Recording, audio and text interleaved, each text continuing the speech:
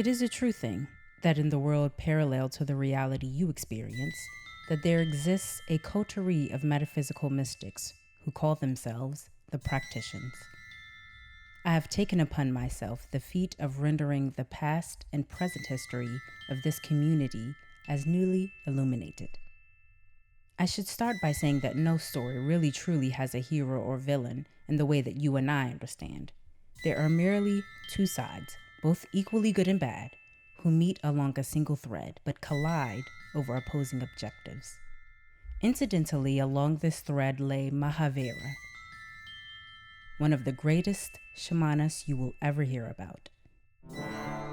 Blessed with the gift of song, shamanas can exploit the vibrational patterns in music to make anything or anyone do whatever they desire.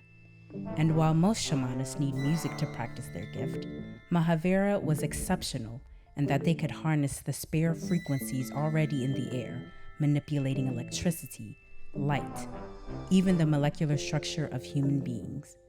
In the history of practitioners, very few shamanas were as powerful as that, and in that sense, Mahavira was singular.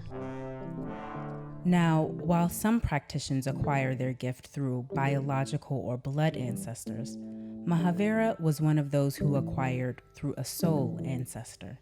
That is to say, that someone died either prematurely or by suicide, and their soul was transplanted into Mahavira's person.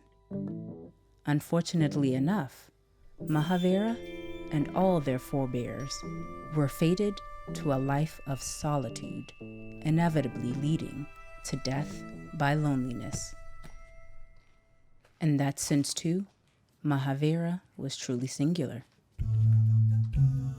Mahavira wasn't always alone in the world. There was one who loved them once, a singular person.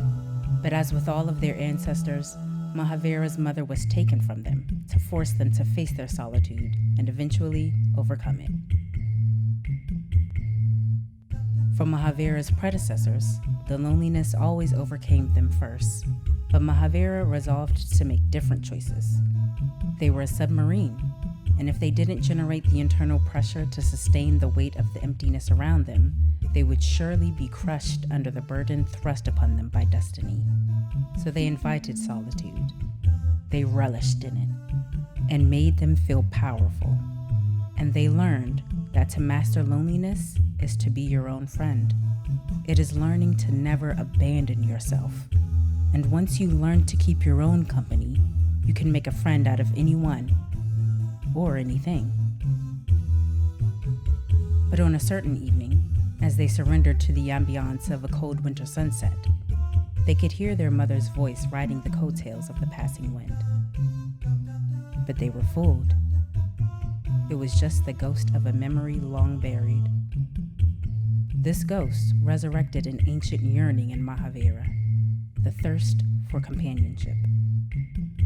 But they were an expert researcher, and to their elated surprise, they discovered a shortcut which could reverse their fate.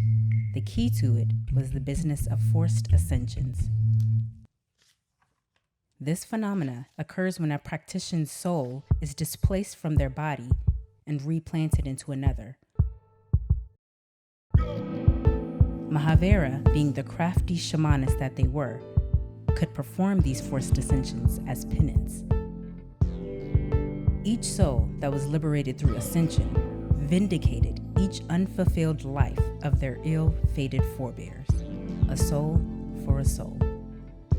But the most irresistible promise of this business was the chance to retrieve the soul of their long-lost mother, reuniting them after many years. It's unfortunate that they chose to cheat their fate while being only inches away from redemption. You see, every one of the practitioners had their destiny to fulfill in their lifetime, to remedy the missteps of their first ancestor, the premier antecedent. In mastering their loneliness, Mahavira was the first of them to get even marginally close to fulfilling it. They truly were a singularity in earnest, both within the practitioners and among the entire fabric of human life. which is why it's a shame that they will be known as the villain in this story. But that story is one we will reserve for a later date.